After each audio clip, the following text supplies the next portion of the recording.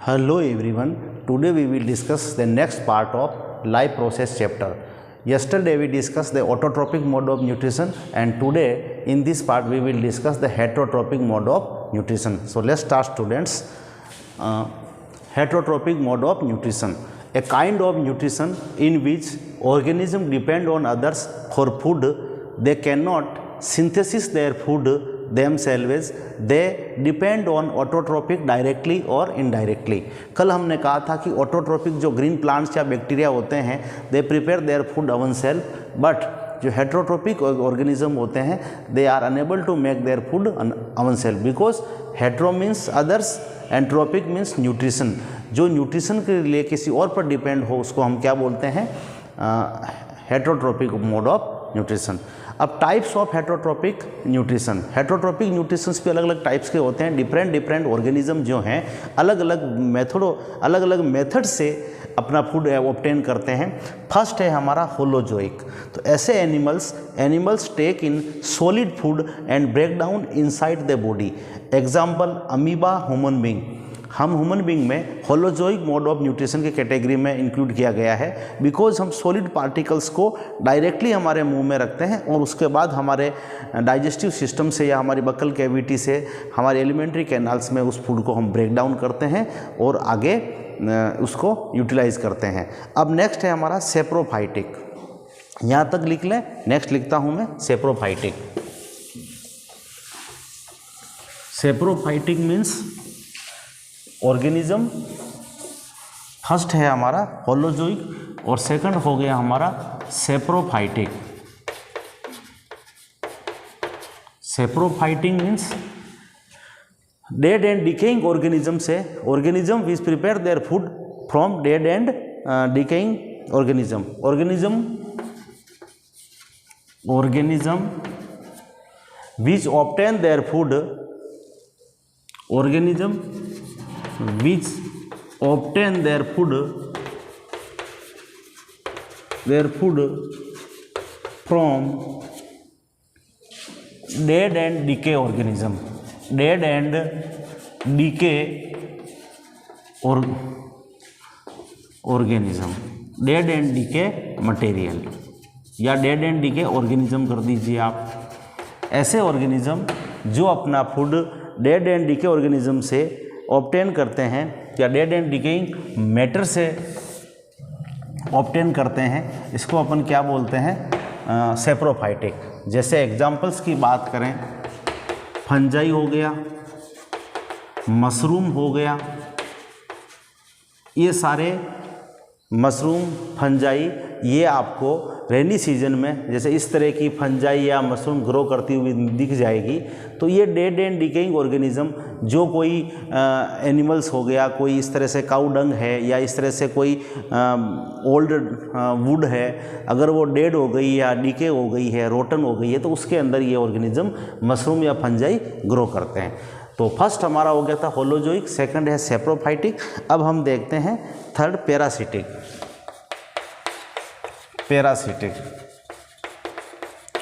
Parasitic means depend on others host body. तो इसकी definition देखिए, इनसाइड पैरासिटिक ऑर्गेनिज्म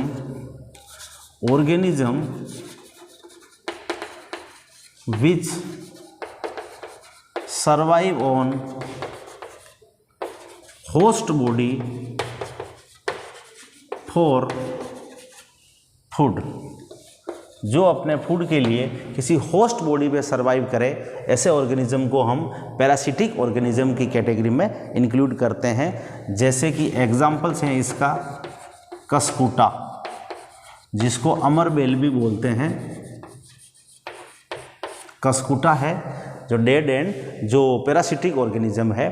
तो हमने हेट्रोट्रोपिक न्यूट्रिशंस को होलोजोइक, सेप्रोफाइटिक एंड पैरासिटिक तीन कैटेगरी में डिवाइड किया है और हमने देखा कि हेट्रोट्रोपिक हैं, ये तीनों ही हेट्रोट्रोपिक ऑर्गेनिज्म हैं, बट तीनों का टाइप्स ऑफ ऑब्टेन करने का जो टाइप्स ऑफ फूड हैं it is different type.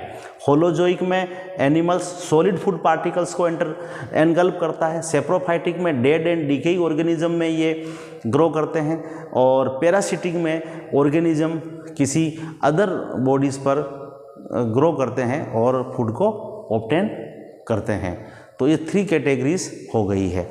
Next हम देखते हैं हमारा how do organism obtain the food. अब हम ये देखते हैं ऑर्गेनिज्म जो फूड ऑब्टेन करते हैं उसका टाइप्स किस तरह का है, कौन से पार्ट ऑफ बॉडी से वो ऑब्टेन करते हैं। तो ऑर्गेनिज्म हाउ डू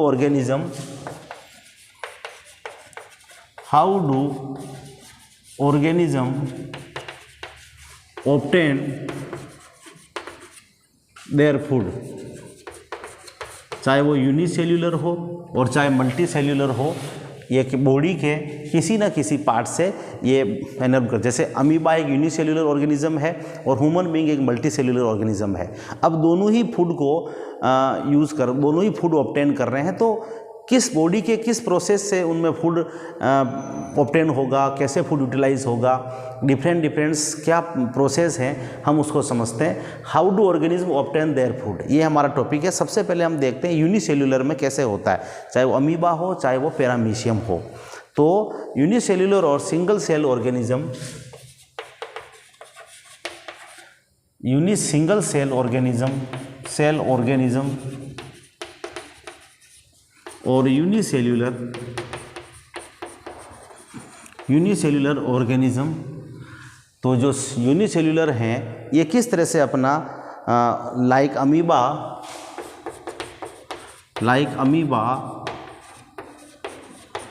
पैरामीशियम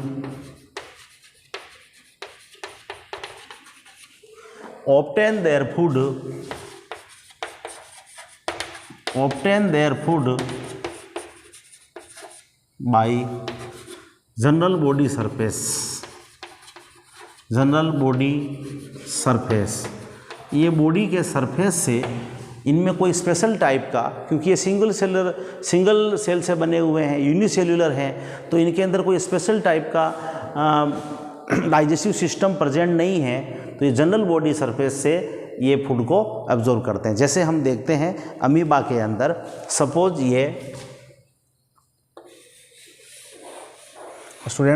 ये अमीबा है, ठीक है।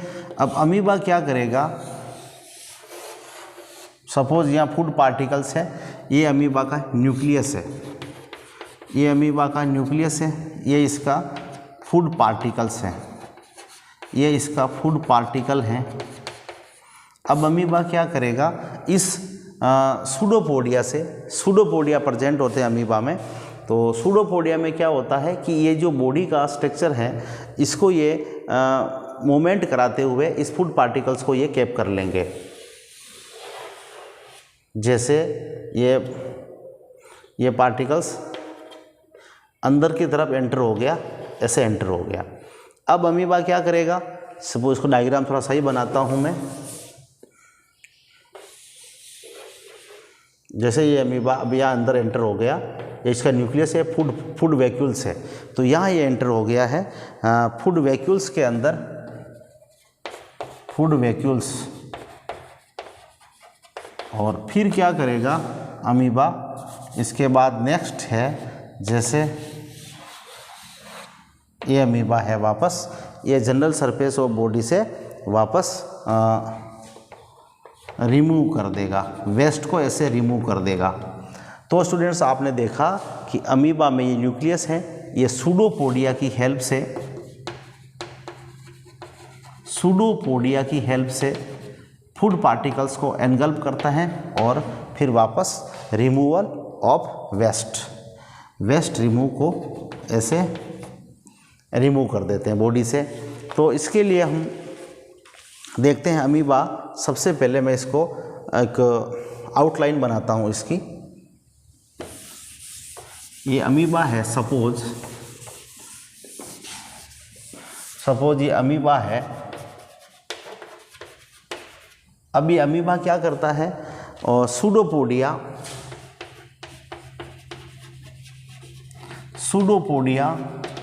बनाता है, अपनी जो बॉडी की जनरल सरफेस है उसे सूडोपोडिया बनाता है।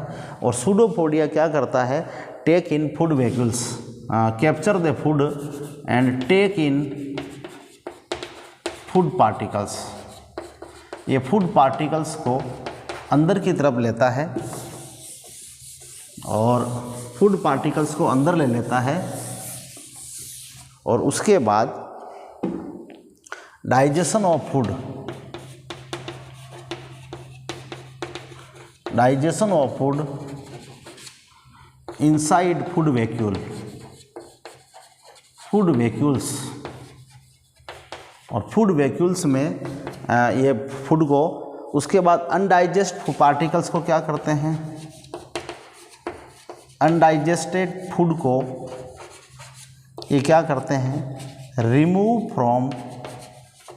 Remove out from body surface, body surface से इसको बाहर रिलीज कर देते हैं। और ये जो है डिफ्यूजन के प्रोसेस से इसकी बॉडी में उस पार्टिकल्स को, उस एनर्जी को ये यूज़ कर लेते हैं। तो स्टूडेंट्स ये यूनिसेल्युलर ऑर्गेनिज्म में होता है कि सबसे पहले अमीबा सूडोपोडिया की हेल्प से फूड को, पार्टिकल्स को अंदर लेगा, उसके बाद उसका डाइजेस्ट करेगा और वेस्ट पार्टिकल्स को रिमूव कर देगा। अब हम देखते हैं कि पैरामीशियम में कैसे होता है। आपने अमीबा का देखा है, ये थोड़ा सा पैरामीशियम के बारे में समझिए कि पैरामीशियम में कैसे होता है। पैरामीशियम भी एक यूनिसेल्युलर ऑर्गेनिज्म है। तो अब पैरामीशियम में क्या होगा, पैरामीशियम में एक यूनिसेल्युलर ऑर्गेनिज्म है। तो पैरामीशियम में it is also unicellular organism, cilia present all over the body, इसकी बॉडी पे cilia present all over the body, इसकी बॉडी पर मैं आपको ऐसे डायग्राम बना के बताता हूँ। जैसे ये मान लो पैरामीशियम है, तो इसकी बॉडी पे ऐसे सीलिया प्रेजेंट होते हैं, ऐसे सीलिया प्रेजेंट्स होते हैं और ये सीलिया प्रेजेंट्स होते हैं और एक बॉडी के ऊपर एक स्पॉट होता है, स्पेसिफिक स्पॉट्स, ये सीलिया है अमीर। और ये सीलिया की हेल्प से, ये सीलिया की हेल्प से क्या करता है, cilia present all over the body, पूरी बॉडी पर सीलिया प्रेजेंट्स होते हैं और इस सीलिया से ये take food particles inside, take food particle, ये फूड पार्टिकल्स को अंदर एब्जॉर्ब करता है at a specific spot, specific spot होता है ये जो स्पेसिफिक स्पॉट होता है, स्पेसिफिक स्पॉट, यहाँ से ये फूड पार्टिकल्स को अंदर एंटर करवा लेता है। तो अब ये पूछ सकते हैं कि आप अमीबा में कैसे होता है, सूडोपोडिया की हेल्प से होता है, और पैरामीशियम में कैसे होता है कि सीलिया जो प्रेजेंट्स होते हैं वो स्पेसिफिक स्पॉट्स पे ये सीलिया उस फूड पार्टिकल्स को अंदर लेते हैं। ये तो हुआ हमारे यूनिसेल्युलर में। अब हम देखेंगे मल्टी सेल्युलर में और स्पेशली ह्यूमन बीइंग में देखेंगे कि न्यूट्रिशन इन ह्यूमन बीइंग के अंदर न्यूट्रिशन कैसा होता है। हम ये तो जान चुके हैं कि ह्यूमन बीइंग हेटेरोट्रोपिक है और होलोजोइक मोड ऑफ न्यूट्रिशन उसमें होता है। अब स्टूडेंट्स हम ये भी देखते हैं कि steps in holozoic nutrition, holozoic nutrition में कौन कौन सी स्टेप्स होती है, होलोजोइक न्यूट्रिशन में कौन कौन सी स्टेप्स होती है। तो स्टेप्स इन, एक चीज़ लिख देते हैं हम, steps in holozoic, steps in holozoic nutrition. आप साथ में नोट्स भी लिखते जाएं और बड़े ही ध्यान से आप रिवाइज करें और सुने। स्टेप्स इन होलोजोइक न्यूट्रिशन, सबसे पहले क्या होता है, 5 स्टेप्स में होता है। It occurs in 5 steps, 5 steps में ये हो जाता है students. First ingestion, second digestion, third हमारा होता है एब्जॉर्प्शन, फोर्थ एसिमिलेशन और फिफ्थ होता है इजेशन। जो होलोजोइक न्यूट्रिशन होता है वो 5 स्टेप्स में होता है। फर्स्ट है हमारा इंजेशन, यानी फूड पार्टिकल्स को अंदर लिया जाता है। सेकंड डाइजेशन, उसको डाइजेस्ट किया जाता है, सिंपल पार्ट में कन्वर्ट किया जाता है।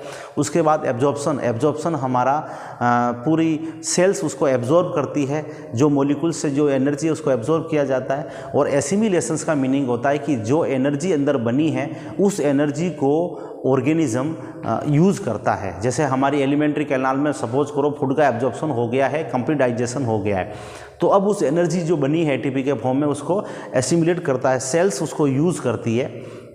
और फाइनली इजेक्शन, जो अनडाइजेस्ट पार्ट है उसको हम रिमूव करते हैं बॉडी को। तो स्टूडेंट्स ये होलोजोइक न्यूट्रिशन था।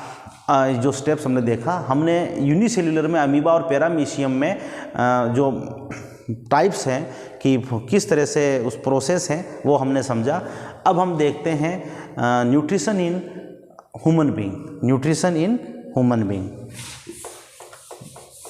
ये हमारा इम्पोर्टेंट टॉपिक है। अब न्यूट्रिशन इन ह्यूमन बीइंग ये इम्पोर्टेंट टॉपिक्स हो गया है। Nutrition in human being, nutrition in human being ये एक इम्पोर्टेंट पार्ट है, इसको बड़े ध्यान से देखें आप। स्पेशली हम मल्टी सेल्यूलर हैं, ह्यूमन बीइंग मल्टी सेल्यूलर हैं और होलोजोइक मोड ऑफ न्यूट्रिशन उसमें प्रेजेंट होता है। उसमें अब किस तरह से ह्यूमन बीइंग में एक प्रोसेस ऑफ न्यूट्रिशन कंप्लीट होती है, इसको अच्छी तरह से समझते हैं।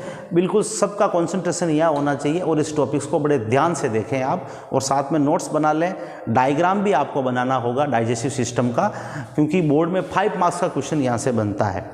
तो हम देखते हैं the human digestive system consist of, the human digestive system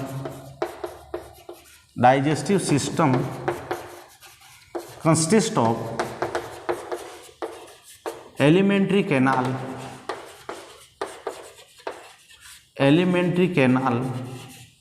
and digestive gland.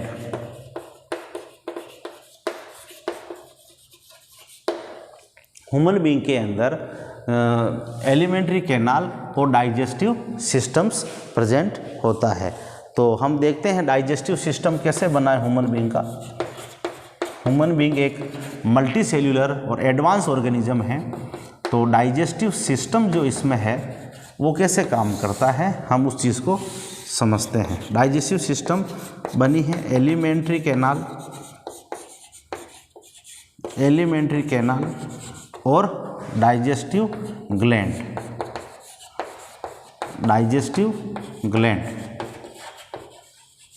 तो एक बार फिर से बोलता हूँ, डाइजेस्टिव सिस्टम जो है वो एलिमेंट्री कैनाल और डाइजेस्टिव ग्लैंड से मिलकर बनी है। अब एलिमेंट्री कैनाल जो होती है एक लॉन्ग ट्यूब लाइक स्ट्रक्चर होता है जो माउथ से लेके एनस तक प्रेजेंट होती है। हम एक एक पार्ट का नाम लिखते हैं। सबसे पहले स्टार्ट कहाँ से होती है, माउथ। ये इसमें कौन कौन से आ गए, माउथ प्लस टंग, जिसको आप बक्कल कैविटी भी कह सकते हैं। उसके बाद आप इसोफेगस ले लें। उसके बाद आप ले लें स्टोमक, और स्टोमक के बाद आप ले लें स्मॉल इंटेस्टाइन।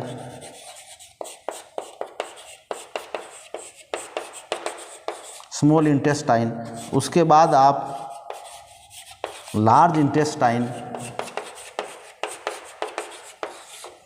ये सारी चीज़ें इसमें होती है एलिमेंट्री कैनाल में। अब हम देखते हैं डाइजेस्टिव ग्लैंड्स कौन कौन सी हैं। तो आपकी डाइजेस्टिव ग्लैंड्स हैं, जैसे डाइजेस्टिव ग्लैंड्स में कौन कौन सी आ रही है, एक तो सलाइवरी ग्लैंड, उसके बाद हमें लीवर सबसे बड़ी ग्लैंड है, एक पेनक्रियाज, ये अभी आपकी ग्लैंड्स का रोल प्ले करती है। तो एलिमेंट्री कैनाल और डाइजेस्टिव ग्लैंड्स ये सब मिलकर के ह्यूमन का कंप्लीट डाइजेस्टिव सिस्टम बनाते हैं। अब माउथ प्लस टंग, जिसको अपन बक्कल कैविटी कह सकते हैं, आप लिख लीजिए बक्कल कैविटी। तो ये है हमारा। अब हम समझते हैं वन बाय वन कि माउथ क्या करता है उसके बाद oesophagus, stomach, small intestine, large intestine. फिर हम देखेंगे डाइजेस्टिव ग्लैंड्स में कि स्लाइवरी ग्लैंड्स क्या रिलीज़ करती है, saliva. Liver bile juice release करता है। पेनक्रियाज हमारे जो पेनक्रियाटिक जूस रिलीज़ करता है। वो हम सब 1 बाय 1 समझते हैं। तो स्टार्ट करते हैं माउथ से। यहाँ तक आप लिख लें, मैं आगे स्टार्ट करता हूँ।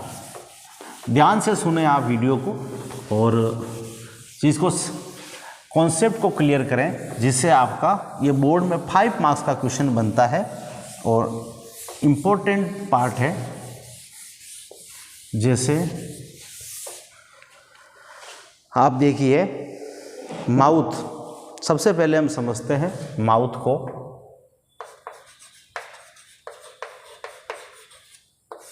माउथ क्या है? माउथ को हम सबसे पहले समझते हैं। माउथ को समझने की कोशिश करते हैं कि intake of whole food component. Mouth क्या करता है? Intake of whole food component, food components. हम होलोजोइक हैं तो डायरेक्ट फूड कंपोनेंट्स को हम माउथ के अंदर एंटर करवाते हैं। अब उसके अंदर जो टीथ होते हैं वो उसको ग्राइंडिंग या चीविंग करके उसको ब्रेक डाउन करते हैं। टीथ क्या करेंगे? अब हम सेकंड पढ़ते हैं टीथ। हम बाद में टीथ के बारे में और डिटेल में पढ़ेंगे कि 4 टाइप्स के टीथ होते हैं, इंसीजर, कैनाइन, प्रीमोलर और मोलर्स। तो टीथ जो हैं वो क्या करते हैं? It helps in chewing, it helps in chewing, grinding and biting the food particles and grinding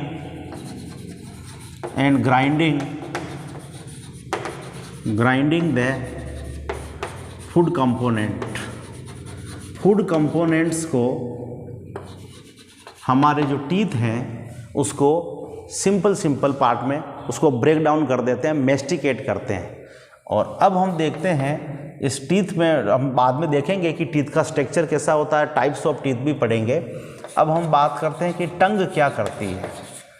तो tongue, it helps in the mastication, it secret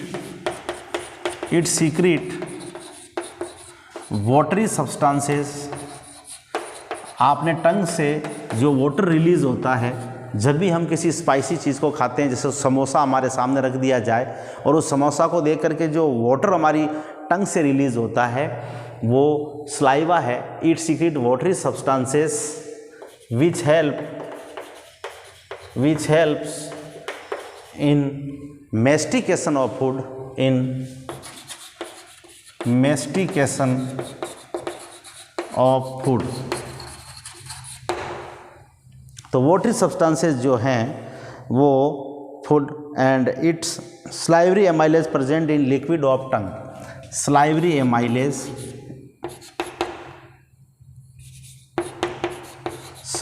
amylase एक एंजाइम्स है।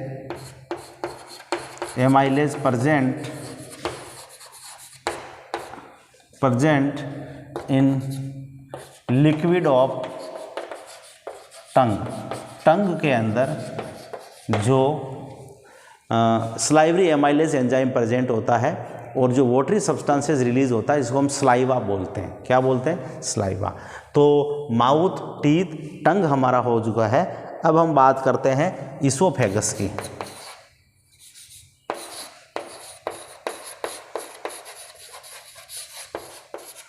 इसोफेगस क्या करता है स्टूडेंट्स?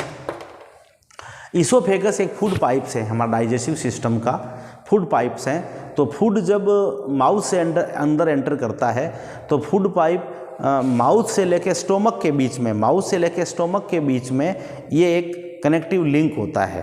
तो सबसे पहले हम ये कहेंगे taking food from mouth and push, taking food from mouth,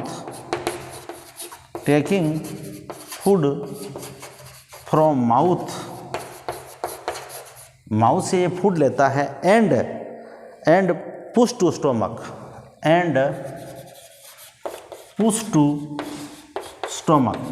stomach के अंदर ये भेज देता है।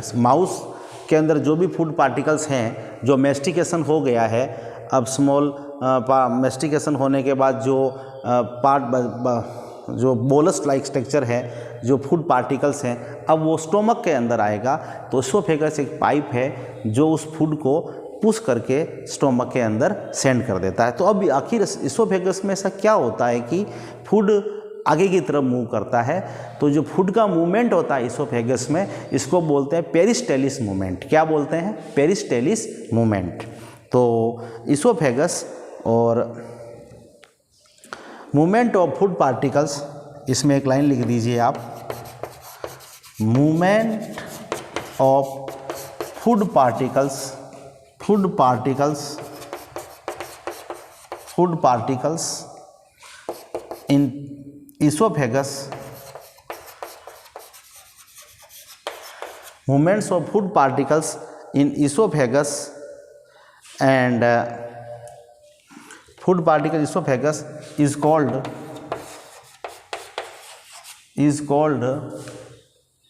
peristelis movement.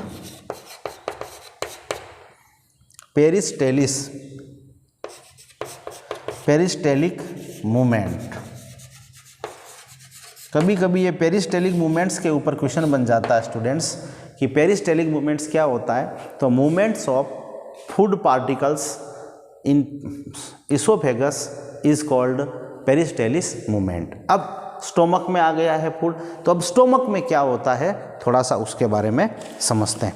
स्टोमक, यहाँ तक आप लिख लीजिए, मैं आगे एक्सप्लेन करता हूँ। स्टोमक, अब स्टोमक में एक स्टोमक जो होता है एक ऐसा स्ट्रक्चर होता है जो जे शेप स्ट्रक्चर होता है और फूड को 4 to 5 आवर्स तक फूड वहाँ पर स्टोर रहता है और वहाँ पर कुछ ना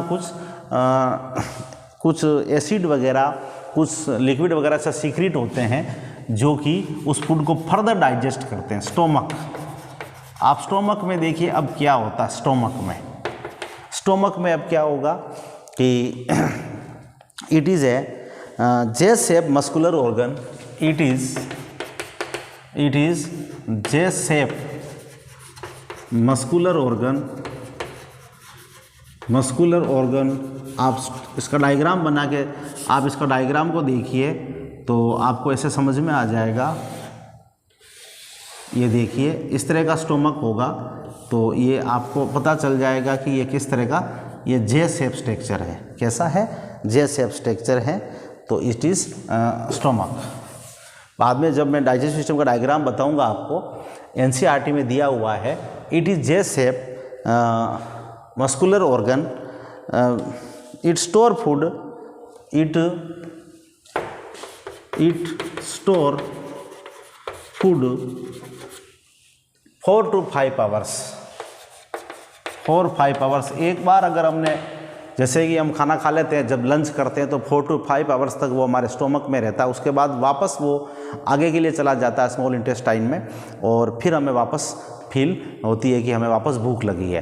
तो ये it is A J shape muscular organ, it store food for 4 to 5 hours and temporarily, ऐसा नहीं कि परमानेंट,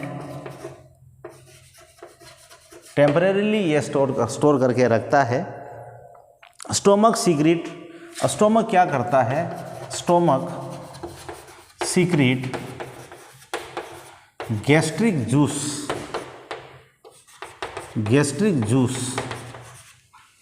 स्टोमक अपने अंदर से गैस्ट्रिक जूस रिलीज करता है।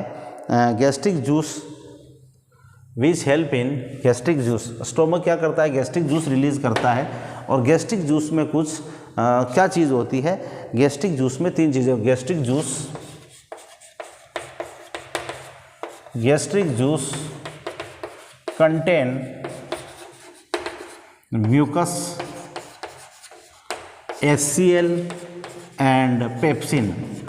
मोस्टली ये तीन चीज़ें होती है गैस्ट्रिक जूस के अंदर। तो ये सबसे पहले देखते हैं कि ये HCl क्या करता है। HCl जो क्या करता है, it makes the food acidic, it make the food acidic ये फूड को एसिडिक बनाता है। उसके बाद पेप्सिन क्या करता है, नहीं म्यूकस, चलो ठीक है पहले म्यूकस का लिख लेते हैं। म्यूकस क्या करता है, it prevent the stomach wall, it is salty, it is salty like substances, salty like substances which prevent stomach wall, which protect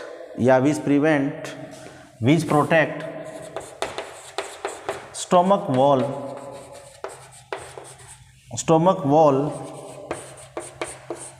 from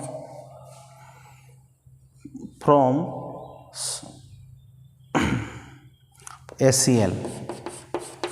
students आप देख रहे हैं कि स्टोमक के अंदर फूड 4 to 5 आवर्स तक स्टोर रहता है और ये गैस्ट्रिक जूस रिलीज़ करता है। गैस्ट्रिक जूस के अंदर HCl होता है, म्यूकस होता है और पेप्सिन होता है। तो एसिड क्या करता है, HCl हाइड्रोक्लोरिक एसिड है, it makes the food acidic, ये फूड को बिल्कुल एसिडिक बनाएगा और फिर आगे मूवमेंट होगा। अब वो एसिड कहीं स्टोमक की वॉल को कोरोज ना कर दें, स्टोमक की वॉल को डैमेज ना कर दें, तो ये प्रिवेंट करता है डैमेज होने से। तो म्यूकस क्या करता है, it is salty like substances which protect stomach wall from HCl। अब हम देखते हैं पेप्सिन क्या करता है। पेप्सिन क्या करेगा, पेप्सिन हमारी हेल्प करता है, किस में हेल्प करता है पेप्सिन, और it is a type of enzyme, it is an enzyme. Pepsin एक एंजाइम है जो कि प्रोटीन का ब्रेकडाउन करता है, विच ब्रेक डाउन प्रोटीन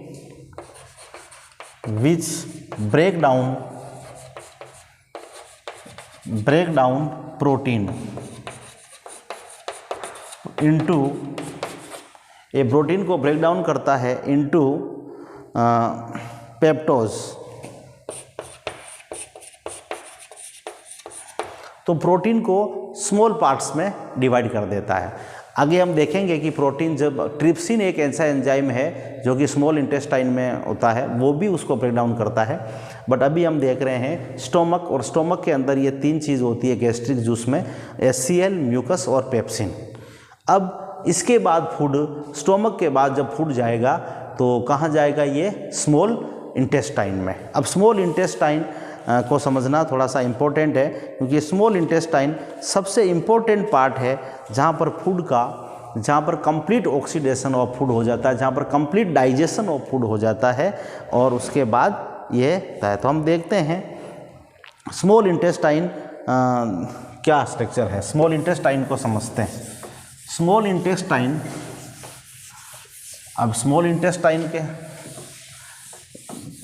सबसे, अब इसका नाम स्मॉल इंटेस्टाइन है, बट इस स्मॉल इंटेस्टाइन का डायमीटर स्मॉल होता है, बट इसकी लेंथ सबसे लॉन्गेस्ट होती है। स्मॉल इंटेस्टाइन की लेंथ लार्ज इंटेस्टाइन से भी ज़्यादा है, पर इसको स्मॉल इंटेस्टाइन इसलिए कहते हैं कि इसका डायमीटर स्मॉल होता है, कि जैसे ये स्मॉल इंटेस्टाइन के डायमीटर छोटा है और ये लार्ज इंटेस्टाइन का ये डायमीटर ज़्यादा है, अदरवाइज स्मॉल इंटेस्टाइन की ये लेंथ ज़्यादा होती है। तो हम देखते हैं कि स्मॉल इंटेस्टाइन को, इसकी लेंथ ज़्यादा है बट इसका डायमीटर स्मॉल है, इसलिए इसको स्मॉल इंटेस्टाइन कहते हैं। Small intestine has finger like projection. हम सबसे पहले लिखते हैं स्मॉल इंटेस्टाइन। तो हम समझते हैं कि it is about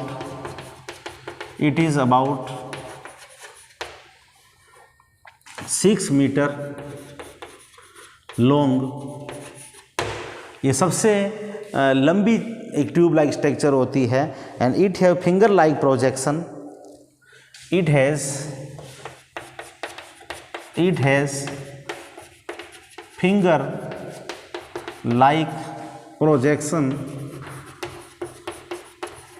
called villi. इसके अंदर फिंगर लाइक प्रोजेक्शंस होते हैं जो विली होते हैं, and villi help in absorption of food, and villi increase equation बनता है कि विली का क्या फंक्शन है, villi increase surface area,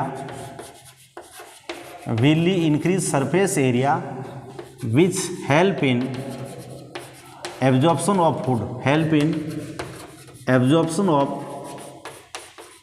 of food. तो जो विली हैं, जो विली लाइक स्ट्रक्चर्स हैं, ये सरफेस एरिया को बढ़ाते हैं ताकि स्मॉल इंटेस्टाइन का जब सरफेस एरिया बढ़ेगा तो फूड का एब्जॉर्प्शन भी बढ़ेगा।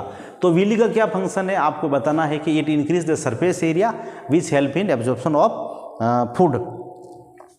And small intestine receive secretion from, small intestine एक ऐसा पार्ट है, अब हम जो लीवर और पेनक्रियाटिक ग्लैंड्स इन दोनों का भी सीक्रेशन आकर के स्मॉल इंटेस्टाइन में ऐड हो जाता है। फिर स्मॉल इंटेस्टाइन का सीक्रेशन, ये तीनों मिलकर के फूड का कंप्लीट ऑक्सीडेशन कर देते हैं। तो अब देखते हैं कि स्मॉल इंटेस्टाइन क्या करती है। स्मॉल इंटेस्टाइन में small intestine receive secretion, small intestine receive secretion of liver and pancreas.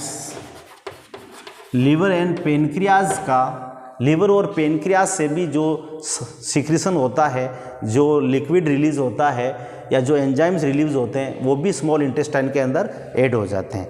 अब liver secrete bile juice, liver क्या सीक्रेट करता है, liver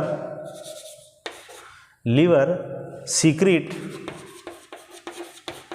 bile juice which store in gall bladder.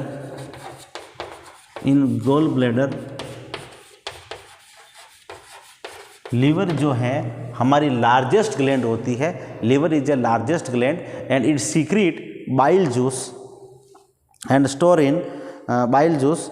Bile juice break down of, bile juice क्या करता है, bile juice break down fat molecules, break down fat molecules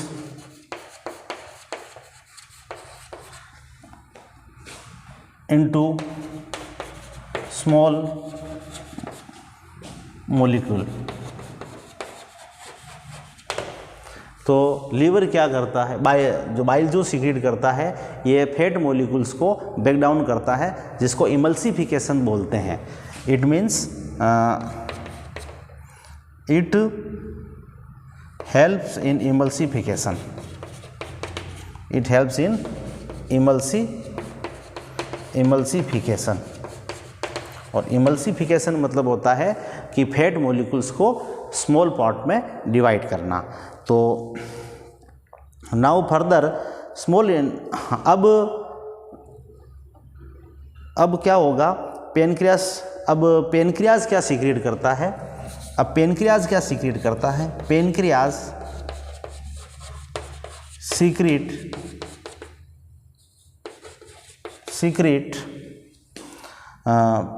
trypsin, pancreatic juice secrete करता है, pancreas secret pancreatic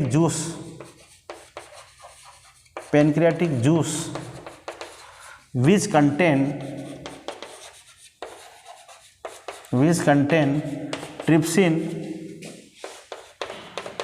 trypsin and lipase enzymes, ये secret करता है।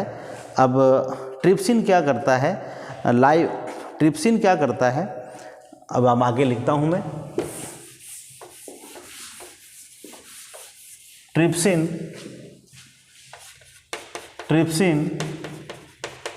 Break down protein and lipase break down fat molecules।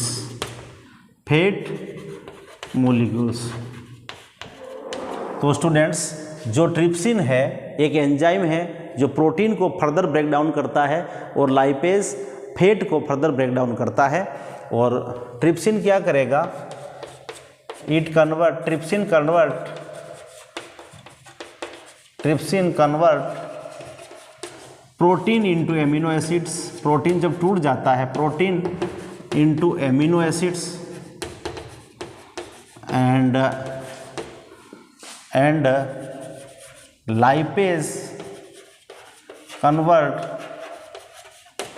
Lipase क्या करता है, fat into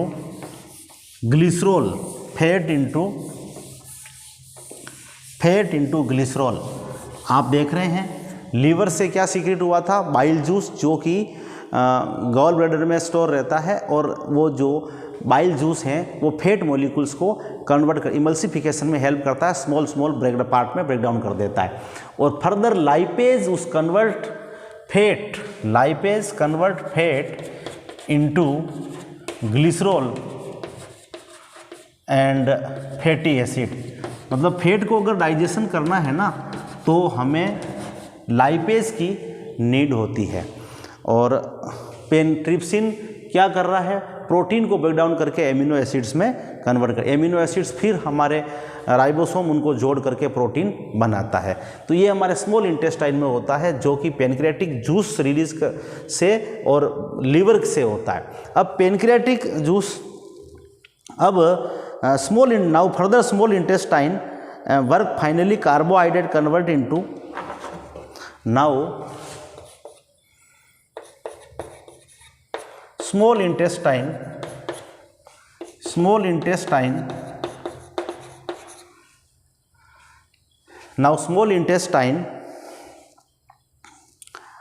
works and convert carbohydrate into glucose.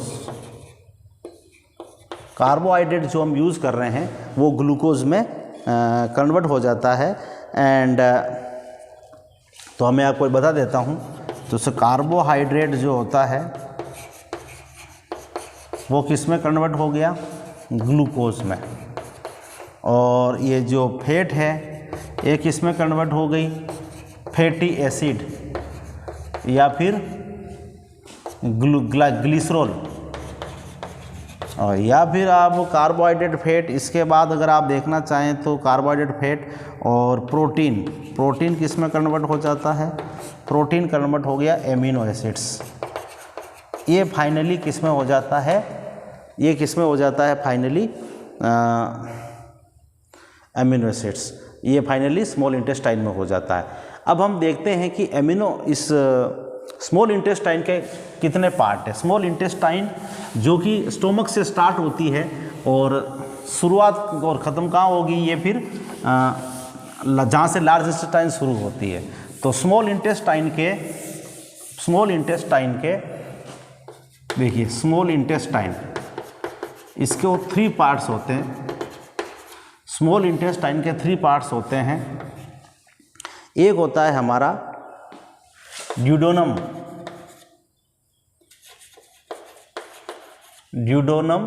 एक होता है जेजेनम, एक होता है हमारा ड्यूडोनम, जेजेनम, एंड लास्ट होता है हमारा इलियम। तो ये हमारा बिगिनिंग पार्ट है, ये स्टार्टिंग पार्ट है, ये बिगिनिंग पार्ट है जो कि स्टोमक से शुरुआत होता है। जेजेनम ये मिडिल का पार्ट है, और ये इलियम जो है लास्ट पार्ट, एंड पार्ट है, ये and part of small intestine है। तो ये होता है स्मॉल इंटेस्टाइन को 3 पार्ट्स होते हैं, ड्यूडोनम, जेजेनम एंड इलियम। अब हम बात करते हैं स्टूडेंट्स, एक वर्ड आया था हमारे पास, इमल्सिफिकेशन। कभी कभी एक 1 वर्ड क्वेश्चन बन जाता है कि व्हाट इज़ इमल्सिफिकेशन। इमल्सिफिकेशंस क्या होता है,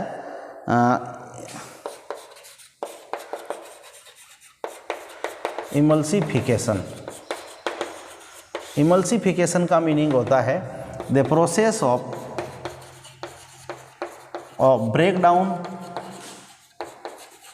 breakdown of fat molecules, large fat molecules, breakdown of large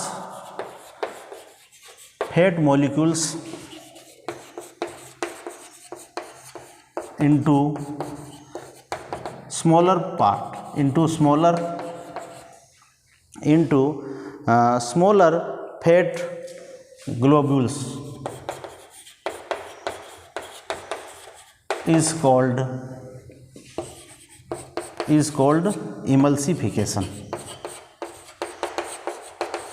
or it is done by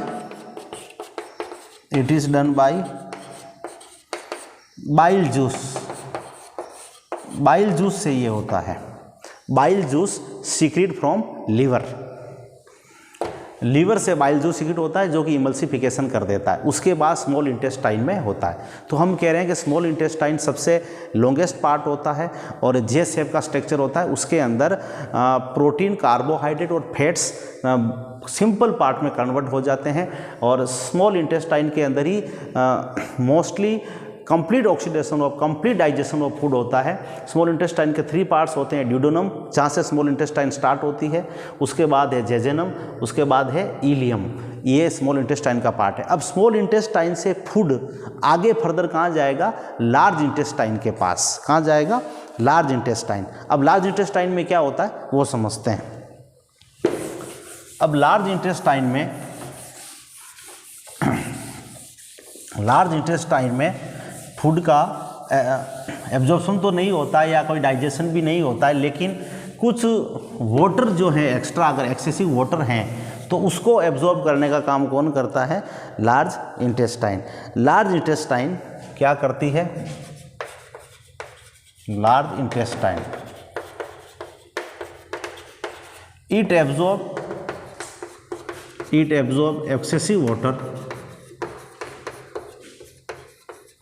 excessive water and minerals, excessive water and salt। जो एक्सेसिव वाटर और सॉल्ट हैं उसका एब्जॉर्प्शन लार्ज इंटेस्टाइन में होता है और बाकी जो rest of the material is received from the body, process is called. अब उसके बाद अनडाइजेस्ट पार्ट जो होता है, it absorb excessive water and salt and remaining अनडाइजेस्ट part it remove from the body. Remaining अनडाइजेस्ट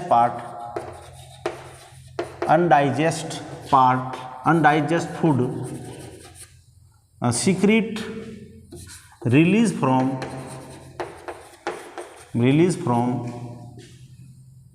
body through anus।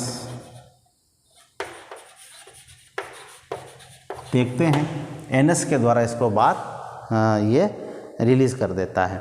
Large intestine के भी 3 parts होते हैं। लार्ज इंटेस्टाइन,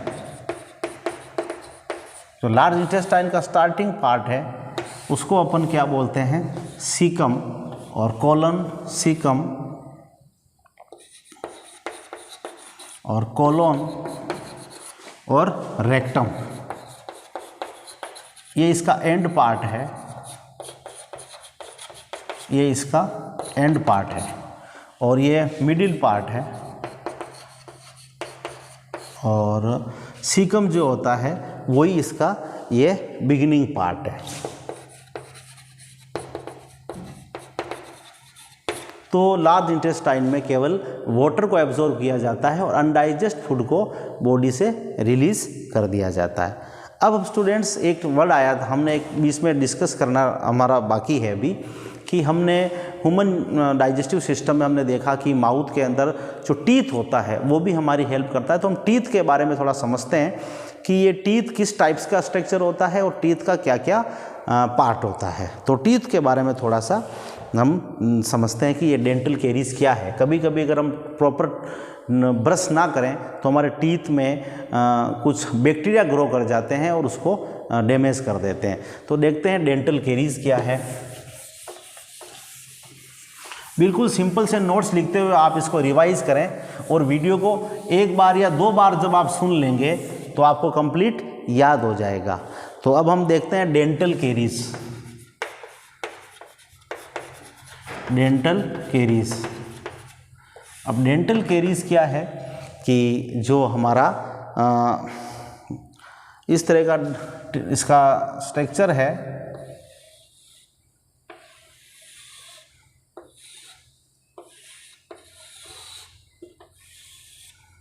टीथ का इस तरह का स्ट्रक्चर्स होता है। इसको ऊपर वाले पार्ट्स को बोलते हैं इनेमल, जो कि वाइट होता है, और अंदर की तरफ जो होता है स्ट्रक्चर, ये अंदर ये हो गया रूट, और ये हो गया इसका क्राउन, ऊपर वाला पार्ट, और एक बीच में इसका मिडिल पोर्शन हो जाता है, ये मिडिल। तो अब हम देखते हैं कि इनेमल्स क्या होता है। Enamel is the hardest material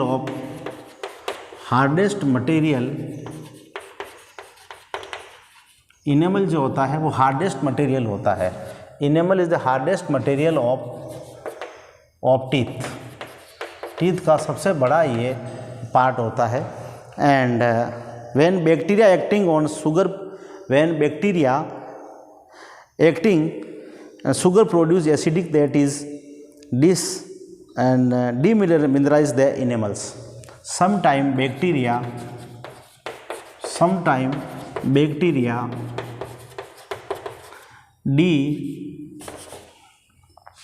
damage the enamel।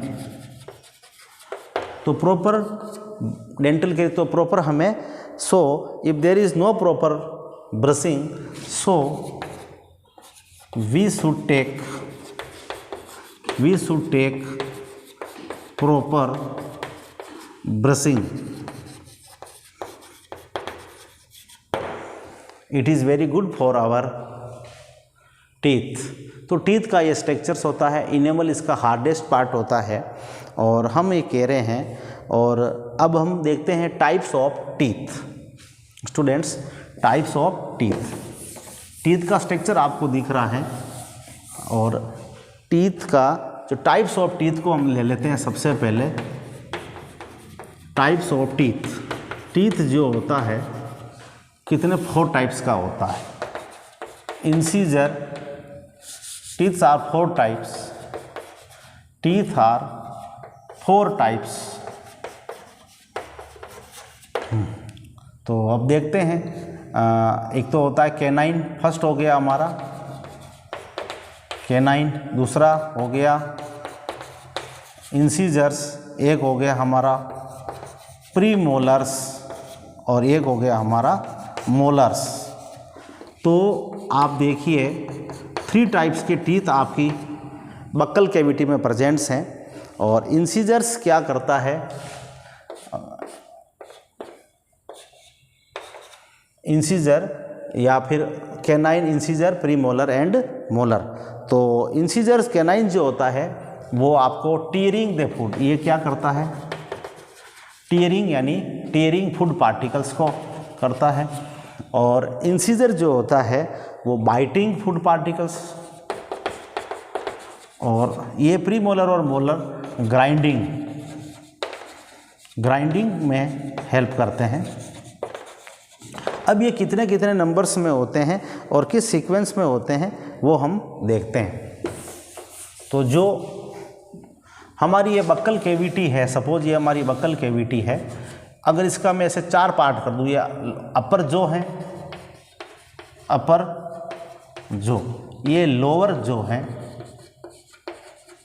अब यहाँ पर इसका ये 2 पार्ट हो गया, इसके भी ये 2 पार्ट हो गए। तो यहाँ पर इस तरह से सेट होता है ये आई का मतलब इंसीजर, सी का मतलब कैनाइन, प्री मोलर और मोलर। तो जो 1 पार्ट होता है, टोटल इंसीजर कितने होते हैं, टोटल इंसीजर कितने होते हैं यहाँ पर, जैसे 2, 1, 2, 3, तो वापस सेम यही हो जाएगा, वापस 2, 1, 2, 3, 2, 1, 2, 3, 2, 1, 2, 3, इस तरह से ये स्ट्रक्चर बनता है। तो इंसीजर टोटल कितने होते हैं, 2 × 4 साइड हो गया तो 8, कैनाइन कितने हो जाएंगे, 1 है, और 4 साइड हो गए तो 4, और कैनाइन, और उसके बाद है प्रीमोलर, प्रीमोलर जो कि कितने होते हैं 2, और ये भी 4 साइड हो गए तो कितने हो गए 8, और मोलर कितने होते हैं 3 एक तरफ प्रेजेंट है, तो 4 टाइप्स हो गए तो कितने हो गए 12। टोटल 32 टीथ होते हैं। टोटल कितने हो गए, टोटल टीथ कितने हो गए 32 टीथ। तो अब हम देखते हैं ये कि हमारा एक डेंटल फॉर्मूला मैं लिख देता हूँ स्टूडेंट्स, डेंटल फॉर्मूला। लेकिन अब जब कोई चाइल्ड है, कोई छोटा बच्चा है, तो उसके अंदर उस समय ये प्री मोलर या मोलर अब्सेंट होती है। तो सबसे पहले देखते हैं कि डेंटल फॉर्मूला, डेंटल फॉर्मूला सबसे पहले मैं देखता हूँ अडल्ट का, जैसे जो मेरी एज का है अडल्ट का, उसका फॉर्मूला होगा 2123 अपॉन 2123 इंटू 2, ये इसका फॉर्मूला होता है अडल्ट का। और अब इसके बाद हम चाइल्ड की बात करें, अगर कोई बच्चा है तो उसके अंदर क्या होगा 2102 अपॉन 2102, 2102 ये चाइल्ड में होता है। यानी कि प्री मोलर ये होता है इंसीजर, ये कैनाइन, ये प्री मोलर, और ये हमारा है मोलर। तो इसका मतलब चाइल्ड में प्री मोलर नहीं होते हैं, प्री मोलर इज़ अब्सेंट। और जो चाइल्ड के बाद जब आप जो एडोलसेंस की एज वाले हैं उसमें मोलर भी एक कम होता है, और 18 ईयर्स के बाद उसमें एक मोलर 2 की जगह 3 हो जाएंगे, यानी जिसको हम विजडम टीथ भी बोलते हैं। क्या बोलते हैं, विजडम टीथ। ठीक है, तो स्टूडेंट्स ये हमारा न्यूट्रिशन का जो पार्ट है वो कंप्लीट हुआ, जिसमें हमने सबसे पहले ऑटोट्रोपिक मोड ऑफ न्यूट्रिशन को समझा, और फिर हमने देखा हेटरोट्रोपिक मोड ऑफ न्यूट्रिशन, जिसमें स्पेशली ह्यूमन डाइजेस्टिव सिस्टम को समझा। एनसीईआरटी में